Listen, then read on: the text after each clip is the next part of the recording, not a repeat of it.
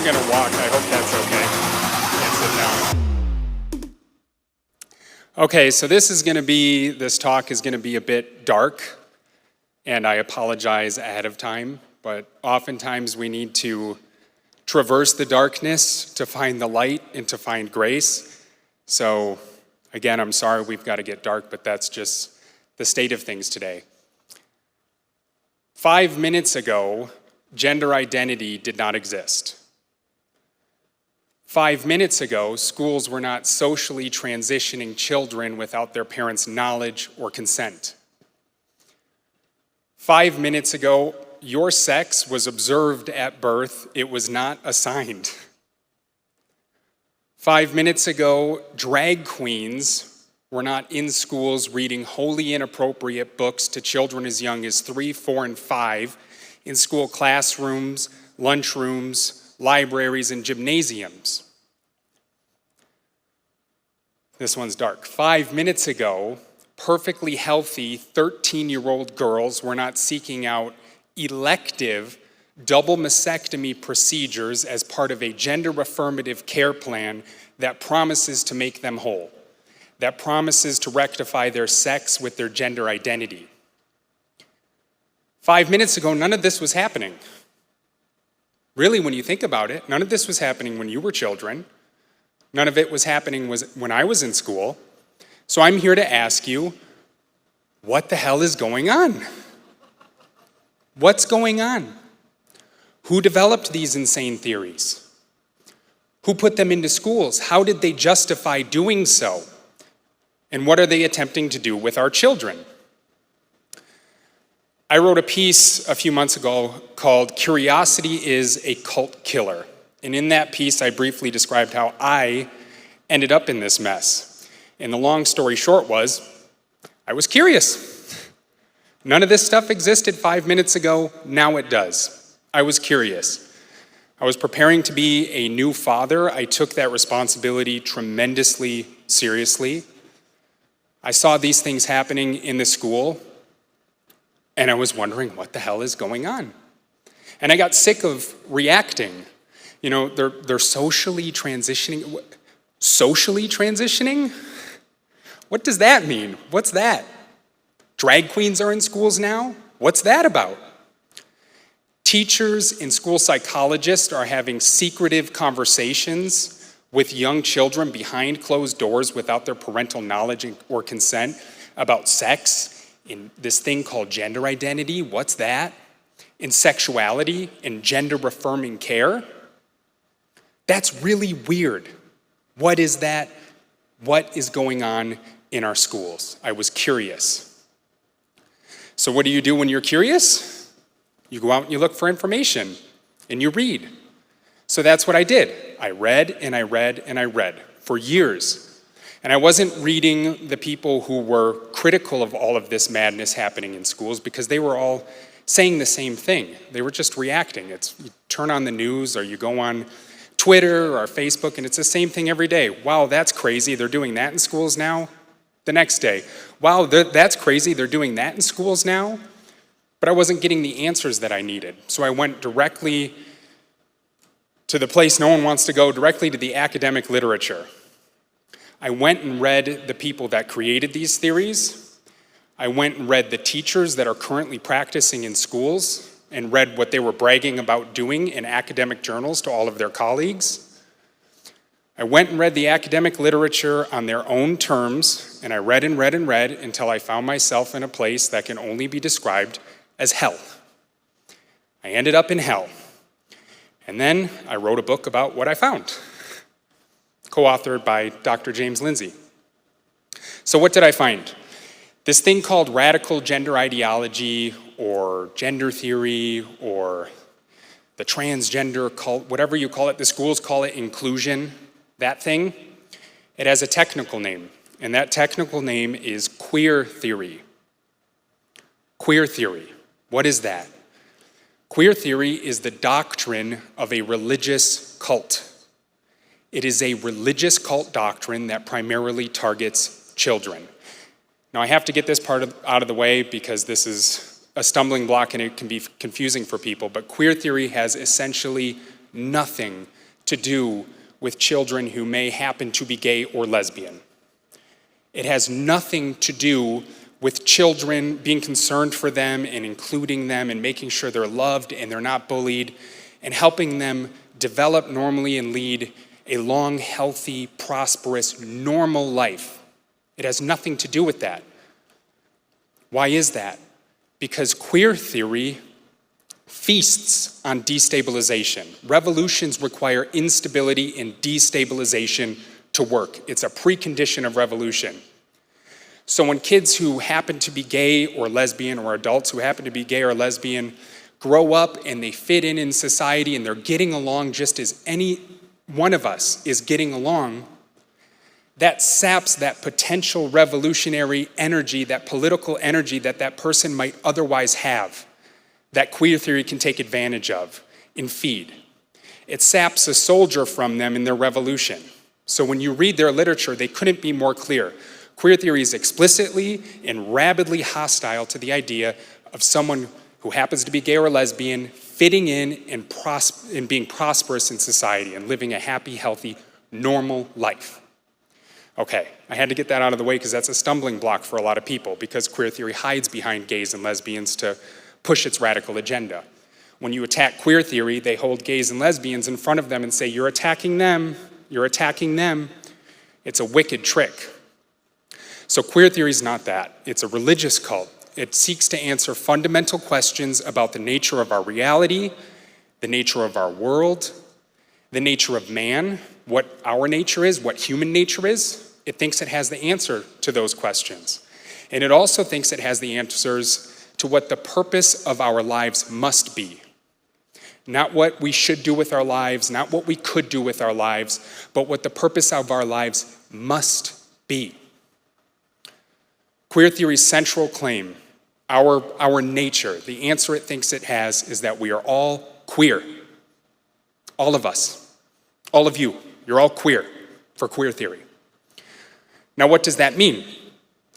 Queer theory is defined in their literature by a man named David Halperin in 1995 in a book called Saint Foucault, Towards a Gay Hagiography.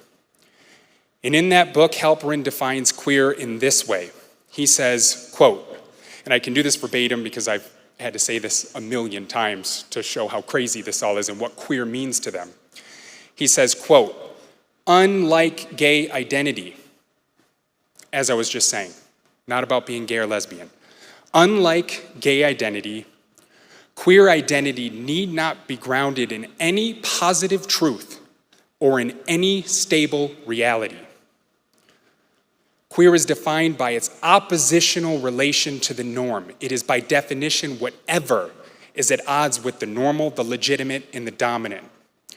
There is nothing in particular to which it necessarily refers. It is an identity without an essence. End quote. What does that commie gobbledygook mean? It's not about gays and lesbians, but it's also not rooted in any positive truth. Queer theory has nothing to do with the truth, nothing to do with objective truth. It has no positive vision for the world. It is a theory that is driven by pure critique. It is a purely negative theory. And it's not rooted in any stable reality. It is a destabilizing theory. It's rooted in instability. So it's not rooted in positive truth. It has nothing to do with capital T, the truth, the objective truth. And it's a completely destabilizing theory. Sounds great. Let's box it up and put it in schools and play with it with children, right? So that's what queer means. And queer theory's fundamental argument is you are all queer. I bet you didn't know that when you woke up this morning. What I just described, I bet you didn't know you were that. But why? Why didn't you know that? Queer theory says it's because you are possessed. You are possessed by the unholy social, cultural, and political soul of society.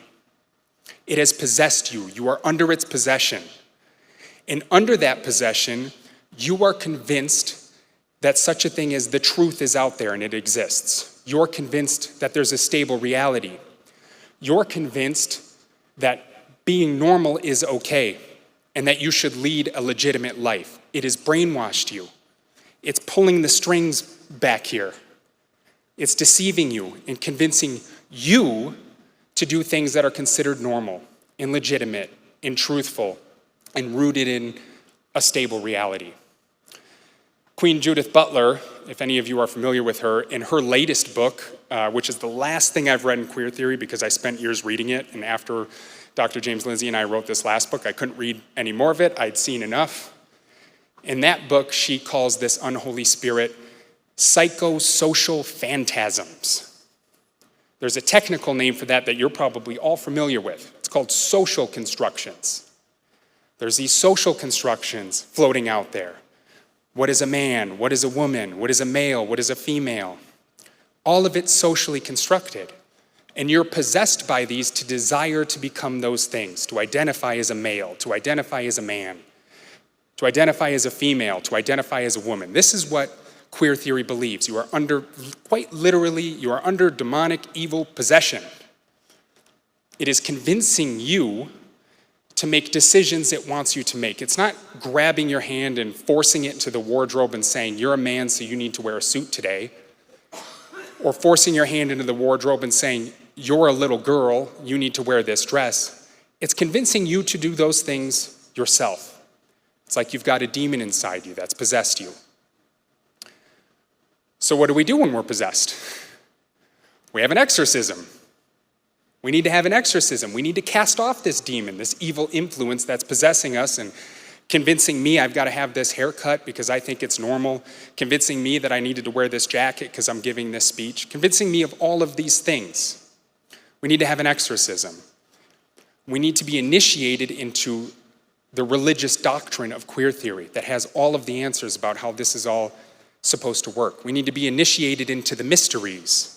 We need queer theory to say, hey, everything is made up and fake and reality is unstable and there's no truth. There's no such thing as normal. There's no such thing as legitimate.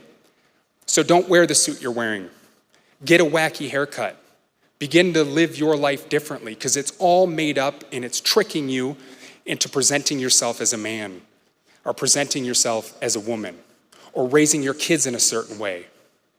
It's tricking you into all of this. So we need to possess this evil spirit doing this. There's a reason they say trans lives are sacred. There's a reason they say that. They are transcending their fallen material form.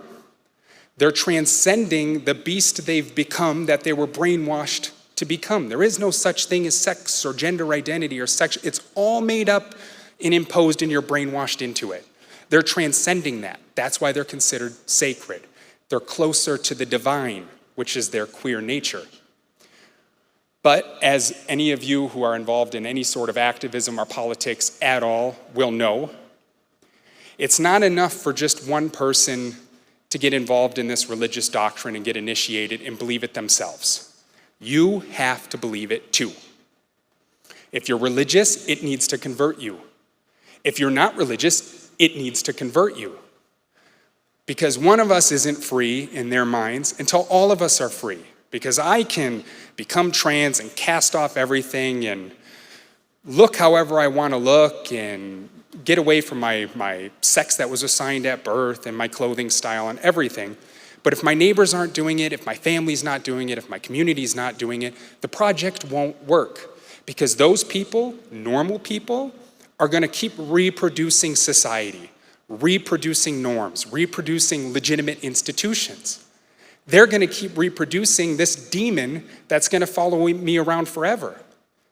So to destroy the demon and finally rid myself of possession, everyone has to be in on the project. This explains precisely why these queer activists are so wicked. For any of you involved in any sort of activism, you'll find this out right away. They're absolutely wicked to those that won't go along with the program. They'll get you fired from work. They'll get you canceled from speaking events. They'll target your children, of course. They're wicked because you must believe it too, because they believe in the end, if they can abolish the idea that anything is considered normal if they can abolish the idea that there's a truth out there that we can all access, if they can abolish the idea that any of your faith means anything at all, if they can abolish everything, then they can all be who they really are on the inside, which is queer. It's whatever they feel they are, whatever they want to do. There will be no longer be someone to categorize them and define them and box them into a life and convince them to imprison themselves in their body, imprison themselves in a life that is a false, fake life.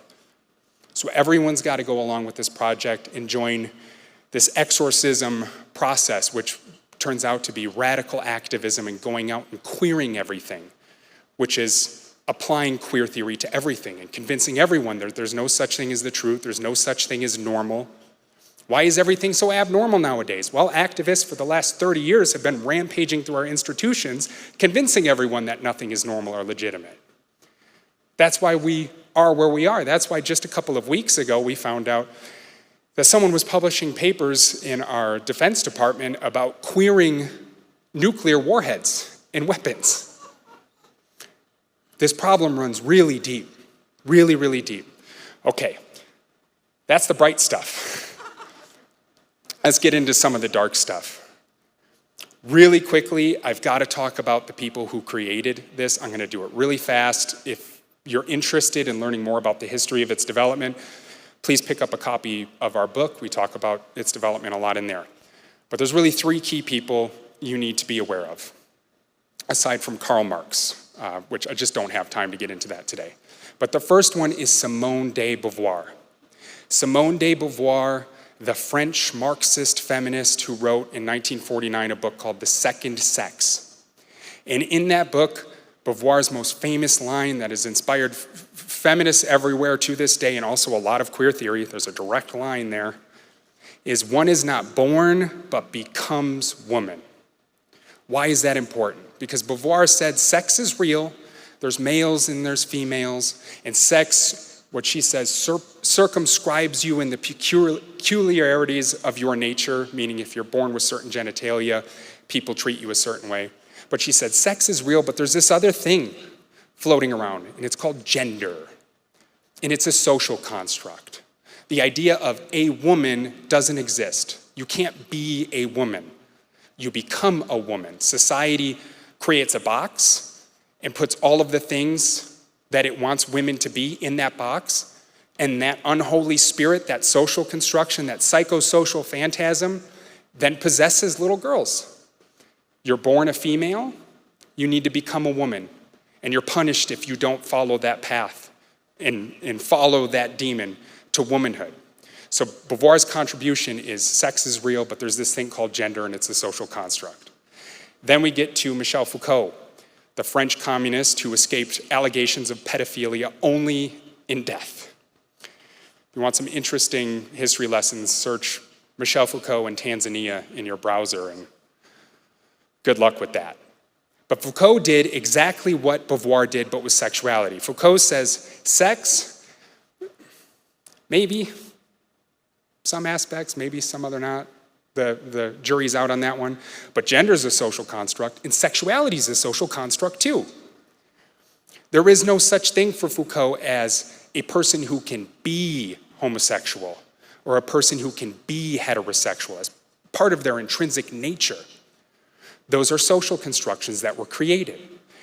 So heterosexuals create the idea of the homosexual, so they can simultaneously erect an idea of the heterosexual and possess everyone in society to go in that route and go in that direction and become heterosexuals.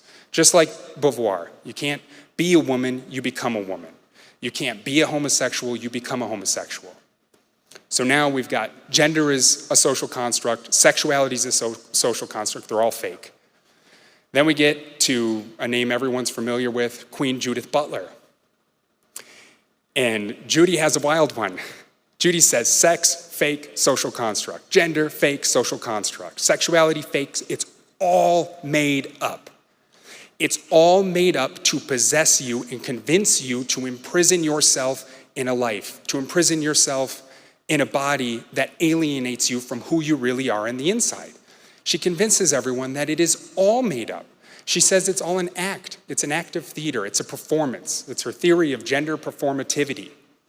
It's that our actions reflect back on society and they're coded as certain genders. It's a bunch of complex gobbledygook, but what she's saying is it's all made up. There's no such thing as these things. You're just possessed. People in power who want to have defined heterosexuality a certain way, and males and females and man and woman, they define those things to control you and convince you to imprison yourself in a life that is not really yours. You're not who you really are on the inside. So those are the creators of queer theory as fast as I can do it, the three big names. Then we get to how did it get into schools? 10 minutes, okay, gonna hurry.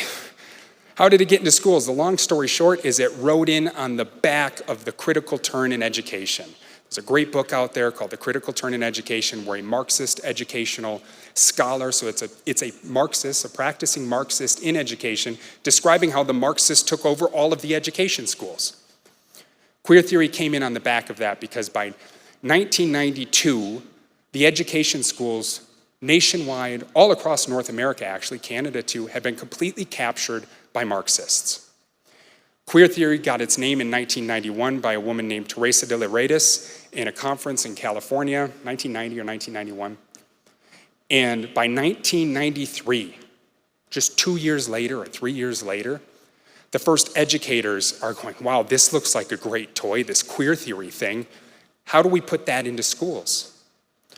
How do we practice that with children? That looks right. That answers all of the questions we want answered. They're in the cult. They follow the religious doctrine. Their names are Mary Kay Bryson and Susan DeCastle. They're out of Canada, and they write a paper called Queering Pedagogy, Praxis Makes I'm Perfect. Praxis is a Marxist buzzword. It means theory and practice. It's a dead giveaway. But in that paper, they say they want to make queer theory explicitly activist in nature. They want to do queer theory activism in schools.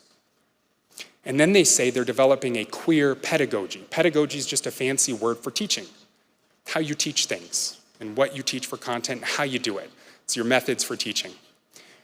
They're going to make a queer pedagogy and they define it this way. Queer pedagogy is a form of educative praxis. Again, Marxist buzzword. What it means is the Marxist education, an educative praxis designed deliberately to interfere with and intervene in the production of normalcy in schooled subjects. More commie gobbledygook. What does it mean? It means deliberately intervening in schools to make sure kids turn out abnormal, to make sure they turn out weird, deviant, depressed, anxious. That's what that means. They're doing this in 1993. That's over 30 years ago. It's in education. You can read their papers where they brag about it.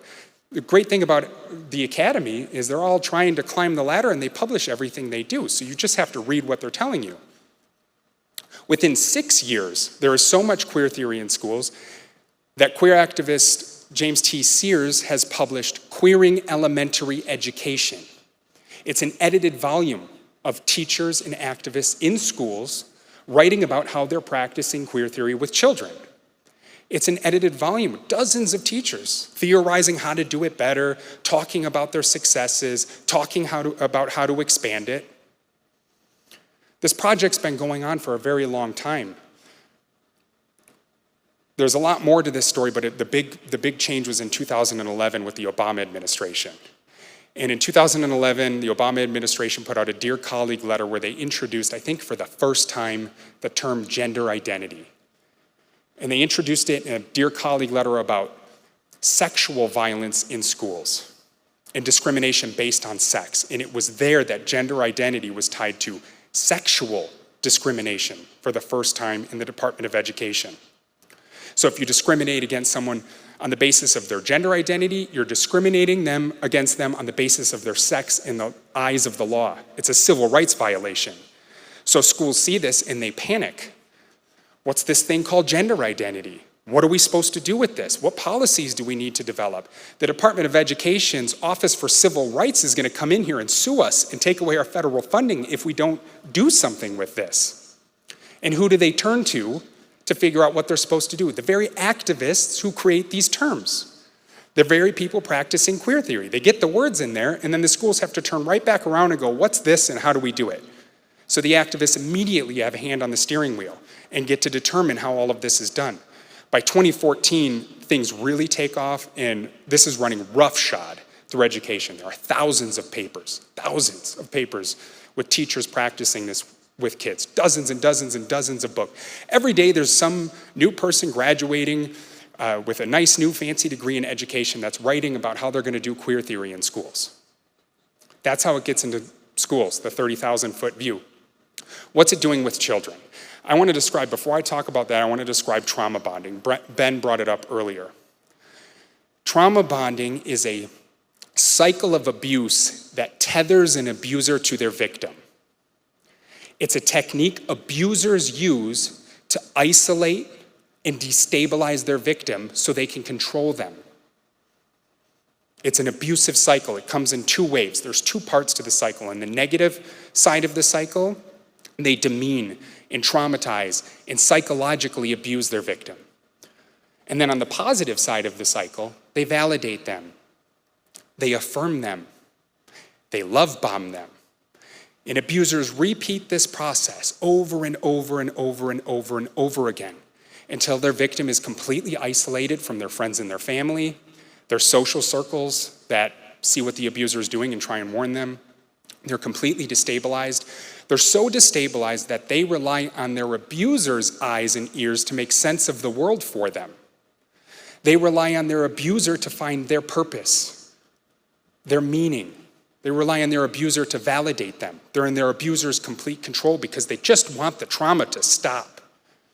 They don't know what's coming next, love or trauma, love or trauma, love or trauma. They just want the trauma to stop, and they realize if they just do what their abuser says, they get more of the affirmation and validation and sense of purpose and love bombing. Now, I read a paper that was published in 2002 by a queer activist educator named Kevin Kumashiro. Kevin Kumashiro is not a fringe figure in North American education. He's the former dean of the education school at the University of San Francisco. He's the current dean of the education school at Hofstra University. He's worked for the NEA for multiple years. He's won dozens of awards. Everything points to him being an excellent, awesome, massive name in education.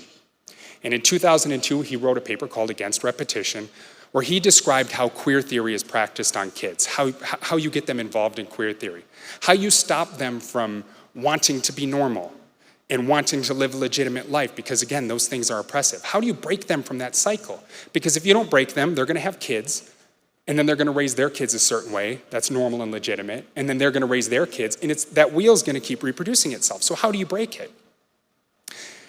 Kevin Kumashiro says, this is a direct quote verbatim, educators have a responsibility to draw students into crisis.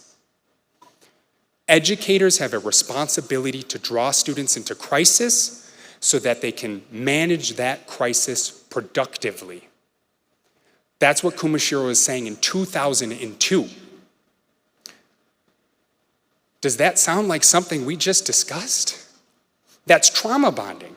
He says children need to learn that they're racist. They need to learn that they're sexist or transphobic. They need to learn they may have been born in the wrong body.